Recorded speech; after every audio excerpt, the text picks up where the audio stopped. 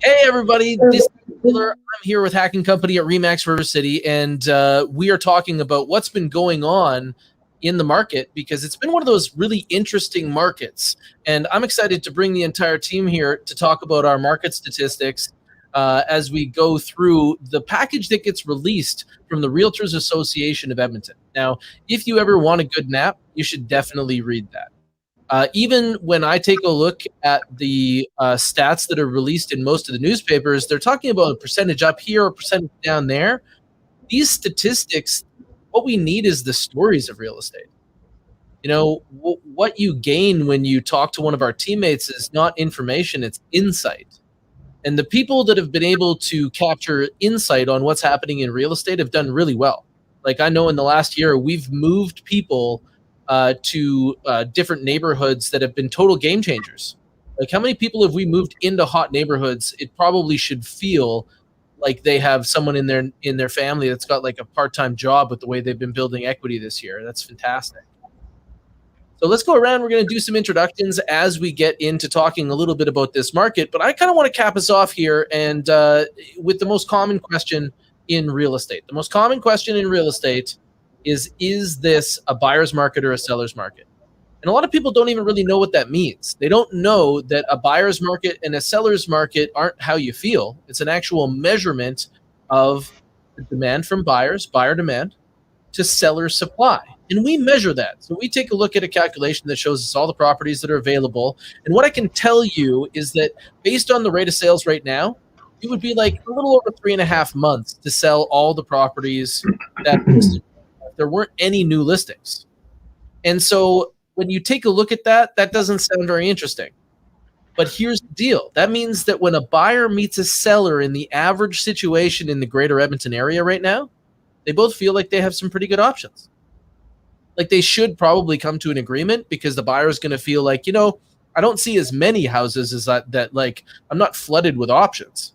But then on that seller side, the seller also feels like they have enough showing traffic that if they don't get a great offer, that they could look for other options.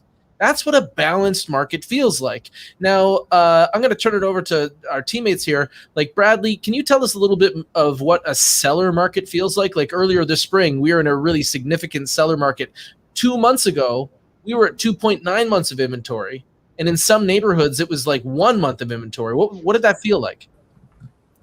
It felt like if you were on the buyer side and you didn't come to an agreement for this home, you may not see another one like it for a long time. Like it was, you really didn't have many options, and it definitely felt like the seller had all the leverage in any negotiations, and things that may have been, typical requests after something like an inspection in a balanced market were kind of just getting, like let go by sellers. They had all the power. They didn't really need to change anything because they knew they were the best option out there and there wasn't a lot to see. So it was definitely a big power shift, something we haven't seen here in a long time. Yeah, absolutely. Like we had some teammates that were standing in lineups to see houses. That's how crazy it was in that seller market. And the sellers didn't really have to give up much, but most of them weren't just sellers. Like Tony, I know that you helped a lot of people sell to then go help them buy. What did it feel like for the average family in that seller's market? Like, I know that they were a little happier than they have been in the past at the response to their listing, but how did it go from there? Yeah, they were excited about their listing, but then very, very nervous about, not finding the one. So, having to leave a longer time between, when their property closes till, the time. So they accept an offer, they go pending, and then the closing on that, the new buyer there is a lot longer than it has been in the past because they want to have a little bit more time to find what they're looking for. So during that time, they're nervous, but overall we have good systems here. So we didn't make anybody homeless, which is kind of the goal in this business. So just digging into the strategy there, what you're telling me is that you were moving the battle about finding that next house into the position where you had the most power. You were using the advantage on the seller side to get a longer possession date to allow your clients to shop longer in a market where, sometimes they're in competition for those properties they want to buy. Yeah, that's correct. And that's the strategy that really results in those 5-star experiences that we're known for here. That's fantastic. Let's kind of move through the statistic package. So we're basically saying that it's a balanced market right now, but I want some bold predictions before we head over to talk about average price. What do you guys see when we're going to be back here a month from now? We're going to be talking about what went down in September instead of what went down in August. And what do you guys expect when we talk about buyer demand versus seller supply? Do you guys think we'll still be a balance? I think we might see it go to, lean slightly more towards the seller side. I think there's going to be more sellers coming on that are going to be, have great listing prices. And I think there's going to be a lot more attention. So it could be interesting. Okay, so that's what I'm seeing as well. Like I see that there's a few groups that we normally wouldn't expect that are going to be active. And here's the groups I think that are going to be active. I think that downsizers are going to be more active. This is like a deal on both ends for them. They get to sell their house in the suburbs in a seller's market. And if they're moving to a condo, that is definitely a buyer's market right now. It's not even from one segment to the other segment in Edmonton real estate right now. The other people are the people that might be displaced or their plans may be changed by the upcoming election. We're like 2 weeks from the upcoming election right now, and there's going to be some folks that their jobs are going to be affected.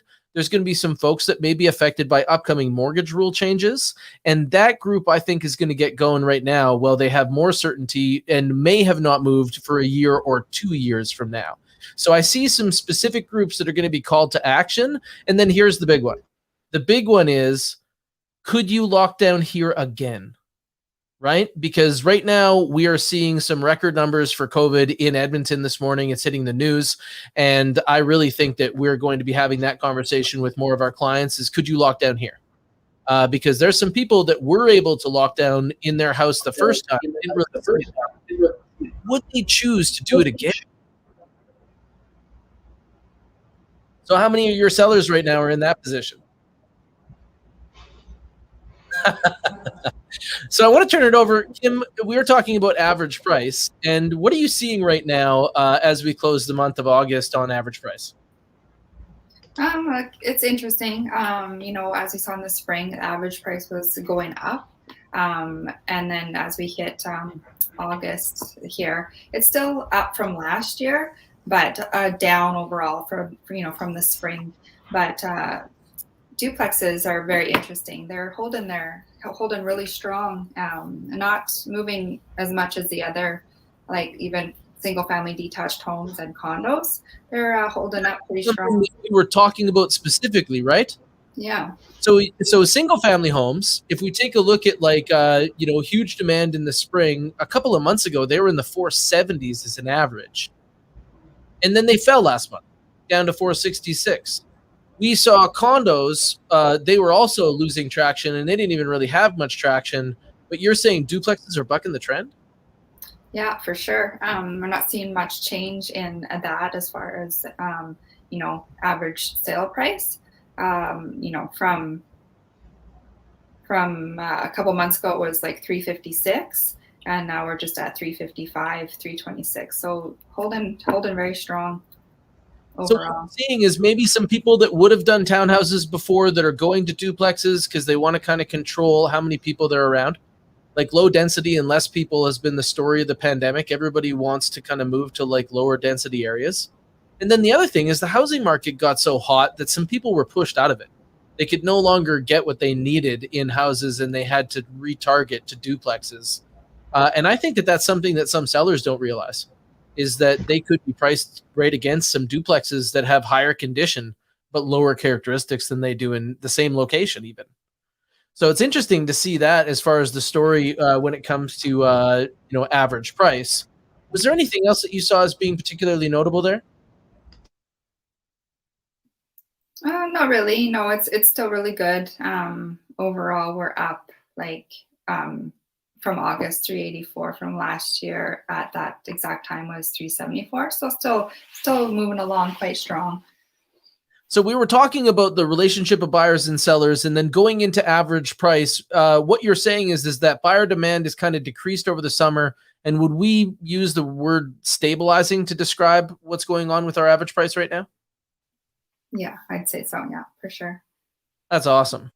So that's a little bit about what's taking place when the money changes hands, but how fast is it going? Like Bradley, days on market, what do you see? I mean, the story of days on market is kind of what it has been all summer. It's stability, right? We've seen no massive swings in any direction, but as the summer lull kind of hit, we did creep up a little bit. Actually, over last month's market stats, it went up on average 3 days from the month prior. And that's exactly what we actually saw this month. So again, consistency. It's gone from 39 days for all residential to 42 on average. So, slightly slower, but not something that is really of any concern. And it's pretty consistent from condos, townhouses, duplex, and detached homes. So, really the big thing is stability and the summer lull. Yeah, that's something that we normally see in the summer. And this summer, they reopened the world, right? Like this summer was the first year that all of a sudden you could be in a situation where you were allowed to go to your friend's house. And that's really changed real estate, or the focus on real estate, because I think that real estate was consuming a lot of the attention that normally goes to things like travel and entertainment. But with those things in short supply, really, what can you do inside your house because you're not going out as much as you used to? Now, yeah, absolutely. Days on market a little bit further, I want to talk about how you guys feel approaching listings with buyers, okay? So I think that more sellers should understand what buyers think. And if you're approaching a property that's been on the market, and let's use one of these average properties. We're not talking about anything niche, just the average experience. You're approaching a single family detached property, probably in that 400 range in the greater Edmonton area. And that property has not changed in price during its whole listing. But let's say that you find that property on day 45. So on day 45, is the list price a good representation of market value? No, not even close. Bradley, are your buyers afraid of losing that to another buyer? Nope, they're more confident than ever. And Kim, is the biggest concern a buyer would have if they liked a place paying too much? Yes. Why do you guys think so? Why does 45 days no price changes mean that to you right now?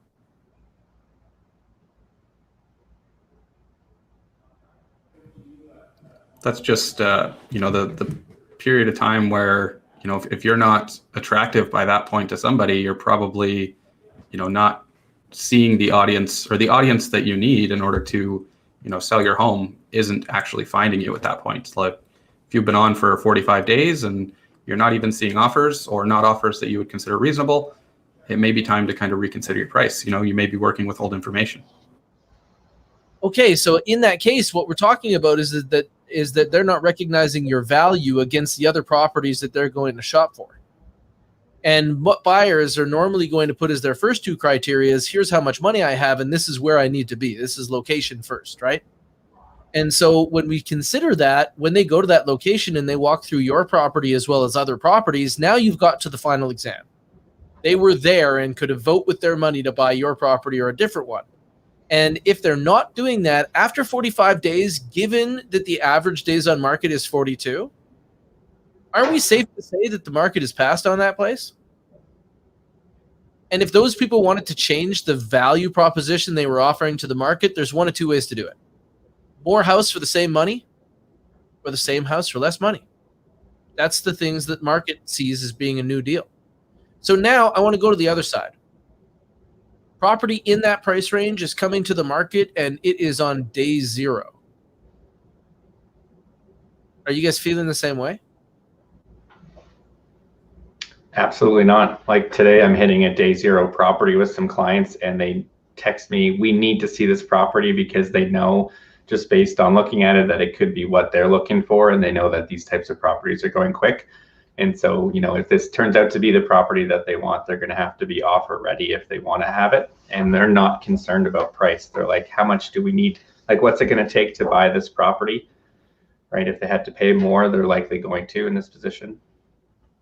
That's really interesting to see that. There's so many properties that, if they're on day 0, you really got to be concerned about competition more than anything. So obviously the buyer position is that they're afraid of missing the one.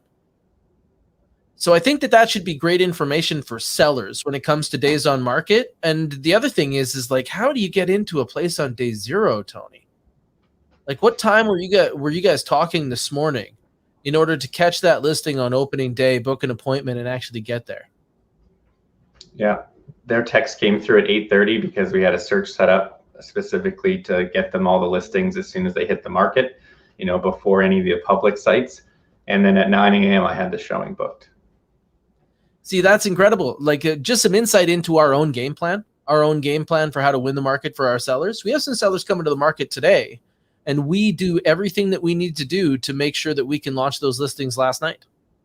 So they basically are able to hit the market and duplicate to all of those affiliate websites to get the most traction, because this weekend is opening weekend. This is like the movies, right? It's coming to a theater near you. And since that's the biggest impact, like obviously we were just talking to Tony about how buyers feel on day zero.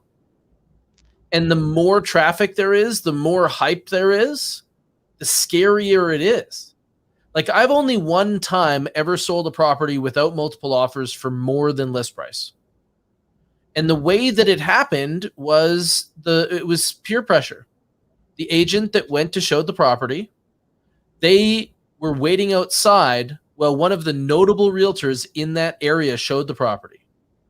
They got the keys from them, and by the time they showed the property, they were walking outside and someone else was waiting to see the property. And because of that, that agent in the middle who had a buyer that was like, oh goodness, how do I get this place? They were calling me and saying like, how do we avoid multiple offers? And my only reply was, give us an offer that, makes us want to seek no more. Now, obviously I still checked and there weren't any other offers. And then we sold that property for a couple $1,000s over list price. So these are the impacts that you can have on day zero. That's why days are on market are so important. And thanks for decoding that a little bit for us, Bradley. So now what we're taking a look at as well is like flow rate. So right now, the number of houses, who wants to call it if you haven't read the stats, for every 10 properties that list in the Edmonton area last month, how many of them got a buyer? Anybody? 6. We're going to do Price is Right's rules. Tony's at 6. Kim? 6.5. 6.5. Bradley? We're going Price is Right's rules. I'm going to go with 1. Bradley bets $1. I love it. Way to stand up for the traditional Price is Right. Kim was right on the button at 6.5. I know she cheated, but because Kim reads the whole stats package. So anyway, 6.5 properties that came to the market last month were gone. So when you take a look at the inventory holistically, that was pretty good, but it wasn't the same fate for everybody. So it was almost 7.5 single family detached, the number that left the market based on the number that came. With duplexes, it was even higher than that, 7.6. And the reason that our average is at 6.5 is because condos under 5. Okay, under 5 out of the 10 listed went off the market. So obviously, slowest part of the market. And you can see that single family has really been popular this whole year. In fact, we keep talking about low density because downtown right now is not having a lot of, like, if you're buying condos, head downtown. The average list distance from list to sale price would probably amaze you if you were familiar with market statistics over the last few years here. And those people are going to the suburbs. And then the people from the suburbs are going to the bedroom communities. And Tony, you were talking about hot and not. And you wanted to say that, like, really there's a lot of focus on acreages. What's it looking like, hot or not there? Yeah, acreages are super hot, especially if they have outbuildings. They're in a private tree-lined lot. They have really good show experience. They could be in a subdivision or they could be out of a subdivision. What I'm looking at here that's super hot is outbuildings, great show condition, and you can tell they've been well maintained. So the places that are move-in ready, there's so many people still sensitive to that. There are people that don't know that the price of lumber has changed. There are people that still think that you can sell a used deck, right? And that's changed now. And so even though that's the case, it's still stigmatizing property. If you have a property on an acreage that needs a lot of work, a lot of people are wondering if they're going to be able to get that work done if we run into another lockdown. Is this going to lead to lumber shortages again? And that's going to be a future concern of ours. So I think that that's really what's making that part of the market cold. And when you're saying like what's really hot right now, like if you got it, you should list it, what is it? Yeah, acreages, 2 to 3 acres, well maintained. It's got all the, a newer roof in the last couple of years, newer windows, updated kitchen. But you were if saying it's got outbuildings, it'll be super hot. Right? Like you were saying that those second residence properties, why do you think that that's such a specifically hot niche? You have the ability to have, you can bring some of your family with you, right? You could bring the kids you like that are, we're looking at moving out on their own. Maybe they want their own space, or, potential for, income down the road. So this is like new family strategies that we're seeing, is we see people almost going back to like that farmhouse style where the parents are going to live in one residence, the kids are going to live in a different residence. Sometimes that's for people that would just be becoming empty nesters. Like their kids need a little bit more independence. And other times it's the grandparents' support for the kids, right? When you're moving, like when you already have your own kids, and if we had enough land that it would be easy for us to live together, then why not just have on-site childcare? So that's an interesting development. Now, Kim, you've been in acreage land. You've just been crushing it. Both you and Tony have been in a lot of acreages recently. And what did you notice in the acreage market right now? I have a few buyers as well as listing acreages, and there's a lot. People are looking for more land too. So if they're hard to come by 5+ acres. With a home that doesn't need a lot of work and that's well maintained. So I'm finding that a lot of people are looking for that 5+ acres. Pretty hard to find right now. That's interesting. So let's give some context to that. So these executive acreages are the stuff that you find in the subdivisions that are like an acre or just under that, right? Those are really common. But Tony, you were saying that like 2 to 3 acre parcels are also really common, and that's something that you think is a hot part of the market right now because there's so much attention on lower density. Yeah. Okay. But big focus there for sure. How often do you come across that stuff that Kim's mentioning that's over 5? It's not as common. I've been at a couple that were like 30 to 40 acres. And, most people aren't looking for that because there's a lot of maintenance there. You're basically cutting grass every other day. And that's not something that most families are looking for. But the 5 to 10 is definitely something that's pretty rare right now. Yeah, that 5 to 10 is a butter zone for financing as well. So talking to mortgage lenders about what it's like to finance property under 10 acres and what it's like to finance property over 10 acres, it's a whole different story, right? And finding those 30 to 40 acres places that aren't making money, because as soon as the land makes money, that's a different story. So for those folks that are looking for acreages a little bit larger, they're finding that the kind of honeypot is that 5 to 10 acres where you can get residential financing. So it's not going to be the like commercial interest rates, and commercial down payments are really the ones that you want to stay away from. Whereas that you're outside of some of those subdivisions when you get those larger properties. And I think that the thing that's like one of the hottest things out there right now are these hobby farms. Everybody wants to be a farmer now. So everyone's trading people for pets. People for pets. That's not a bad deal, right? Bradley, just to give some insight into you. So Bradley Lindgren is one of our teammates here. We're just putting up a bunch of hot shots of you because you've had an amazing year so far this year.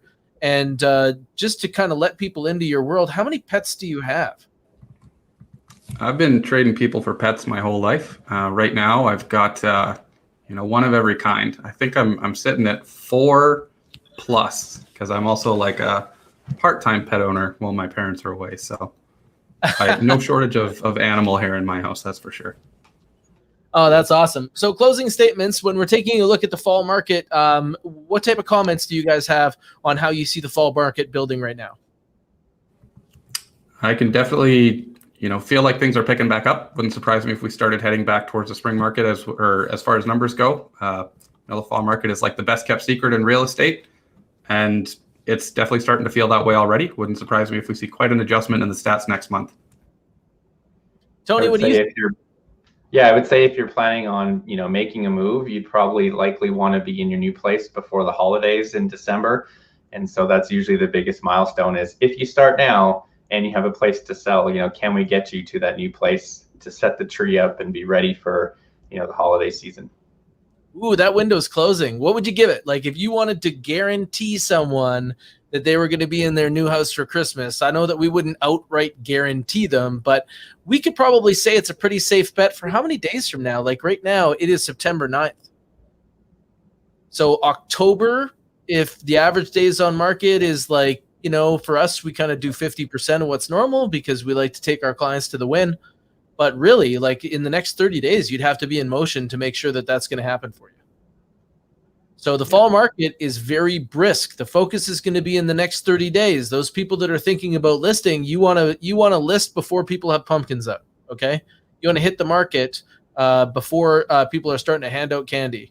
And if you hit the market well, there's going to be lots of options. I think that this fall market is going to be one of the most exciting moments in real estate that we can remember from the last few years. I think there's so many people that wouldn't have been buying real estate, wouldn't have been moving this year. But man, if the government makes them stay home again, they just couldn't stay in this same square footage or location. So we're going to see a change like that. Bradley, do you have any thoughts on the fall market Kim, do you have any thoughts on the fall market as you see it? Yeah, I'm with everyone else. If you're, if you're thinking about getting your home on the market, talk to a professional, get it ready, because it's going to be a really good market. I feel it's picking up, and it'll be good. That is fantastic. So I really appreciate you guys for joining me, and thank you so much for contributing to this. We want to welcome everybody to basically check us out. You can find us at HACK&Co.com, HACK&Co.ca. You can find us on most major social media, and we have an entire team to make sure that you have that wonderful experience in real estate. We're going to let you know a little bit of what the market is like. And you can also check us out. You're going to see all of the teammates that you've seen on screen here featured in reviews on Rank My Agent. And if you're looking for us on Rank My Agent, you just scroll all the way to the top of the screen, where we are #1 in the greater Edmonton area for most trusted team out there. And if you want to talk about your specific situation, just call our Fast Agent hotline. We don't want to leave you waiting for a phone call from somebody else. 780-909-6770 is where we can get your experience started if you heard what we just said, which is your next 30 days is pivotal to getting involved in this market. And you can also share this video. We're going to make great social media content wherever great social media content can be found. And you can easily share this with somebody who needs to get this message, specifically if you know somebody who's going to be struggling with the maintenance this year. You want to make sure that they have someone fantastic to talk to them about what it's going to be like to transition to a place that's more comfortable. And how you can measure this is if you know anybody who has a bathroom that they clean more than they use. They probably are dealing with a little bit too much space, and if we all get locked in our houses, are they going to be able to get the help that they need? That's the big question that we've been helping families ask, because that's what we want to do, is help make your next move remarkable. And sometimes it's the move you need. So thank you guys. Really appreciate it. Good to see you, and let's get out there for this fall market. We'll talk soon.